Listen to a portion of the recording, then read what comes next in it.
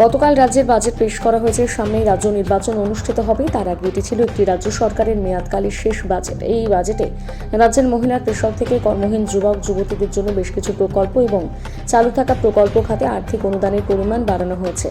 অপরদিকে এই বাজেট নিয়ে বিরোধীরা নানা ধরনের মন্তব্য করেছেন। এবার রাজ্যের এই বাজেট নিয়ে দমদম ব্যারাকপুর সাংগঠনিক জেলা তৃণমূল কার্যালয়ে সাংবাদিক সম্মেলন করলেন দমদম ব্যারাকপুর সাংগঠনিক জেলা তৃণমূল কংগ্রেস সভাপতি তথা সাংসদ পার্থ ভৌমিক।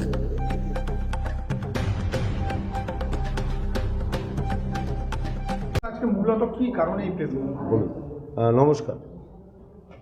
আপনারা প্রত্যেকেই অবগত আছেন যে বাংলার মাননীয় মুখ্যমন্ত্রী মমতা বন্দ্যোপাধ্যায়ের নেতৃত্বে কালকে পশ্চিমবঙ্গ বিধানসভায় মাননীয় মন্ত্রী চন্দ্রিমা ভট্টাচার্য একটি ঐতিহাসিক বাজেট পেশ করেছে বাংলার মানুষের উন্নয়নের স্বার্থে। সবচেয়ে মূল কথা হচ্ছে, আমরা এই যে খেয়ে পড়ে বেঁচে থাকি তার জন্য কৃষকদের একটা উল্লেখযোগ্য ভূমিকা আছে। কারণ কৃষকেরা যদি মাঠে ফসল উৎপাদন, খাদ্যদ্রব্য উৎপাদন এসব না করতেন, তাহলে আমাদের কাছে বহুল পরিমাণে অর্থ থাকলেও খাওয়ার উপাদান আমরা কেউ জোগাড় করতে পারতাম না।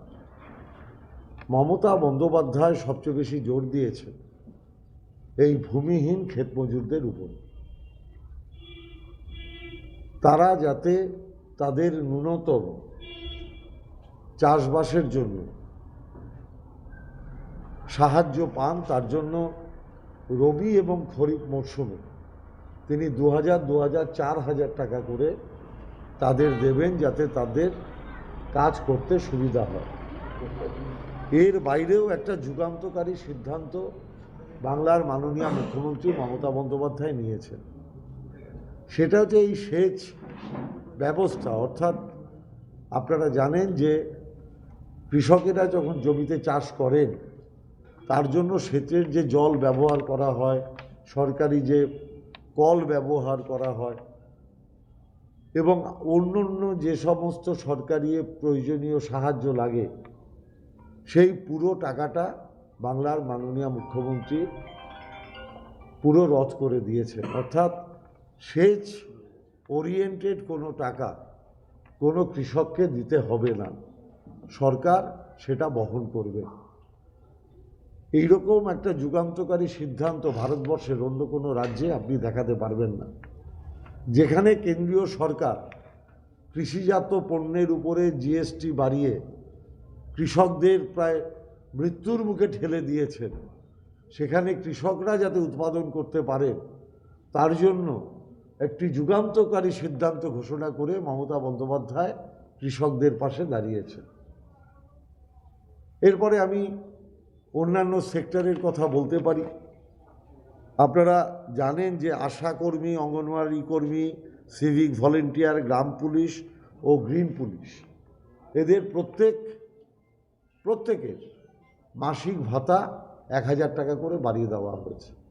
শুধু তাই নয়, এদের স্বাস্থ্যসাথী কার্ডের আন্ডারে এদের যে লক্ষ্যমাত্রা সেটা 5 লক্ষ টাকা অবধি করা হয়েছে। যাদের কিছু ছিল না তারাও 5 লক্ষ টাকা, যাদের 3 লক্ষ টাকা ছিল তাদেরও 5 লক্ষ টাকা করে তাদের স্বাস্থ্যসাথী কার্ডের আওতায় আনা হয়েছে। আপনারা জানেন যে এরাই মূলত ফ্রন্টলাইন যোদ্ধা, এরাই কোভিডের সময় একটা মারাত্মক ভূমিকা পালন করেছিলেন, অথচ কেন্দ্রীয় সরকারের কাছ থেকে এদের জন্য আমরা কোনো রকম কোনো সাহায্য পাই না। আপনারা জানেন যে আশা কর্মীদের তারাও কিন্তু 180 দিনের মাতৃত্বকালীন ছুটি পাচ্ছেন, যেটা অন্যান্য সরকারি কর্মচারীরা পায়। শুধু তাই নয়, যে 60 বছরের আগে যদি মৃত্যু হয় এরা কিন্তু তাদের নিকট আত্মীয় তারা 5 লক্ষ করে টাকা পাবে। আমি আপনাদের বলতে চাই যে বাংলার মাননীয় মুখ্যমন্ত্রী নির্দেশে চন্দ্রিমা ভট্টাচার্য আরেকটি যুগান্তকারী সিদ্ধান্ত কালকে পশ্চিমবঙ্গ বাজেটে বিধানসভায় ঘোষণা করেছেন, সেটা হচ্ছে বাংলার যুবসাথী প্রকল্প। অর্থাৎ 21 থেকে 40 বছর অবধি যুবক যুবতীরা যাদের এই মুহূর্তে কোনো কর্মসংস্থান নেই, তারা যতক্ষণ পর্যন্ত না এর মধ্যে তারা কোনো কর্মসংস্থানের ব্যবস্থা না করা যাবে তাদের, কিংবা তারা করতে না পারবে, ততদিন অবধি তারা মাসে 1,500 করে টাকা পাবে। আমার মনে হয় এটা যুগান্তকারী সিদ্ধান্ত, কারণ অনেক ছেলে মেরিটোরিয়াস, তারা হয়তো অনেক জায়গায় ফর্ম ফিল আপ করতে পারেন না টাকার জন্য। ভবিষ্যতে তারা যাতে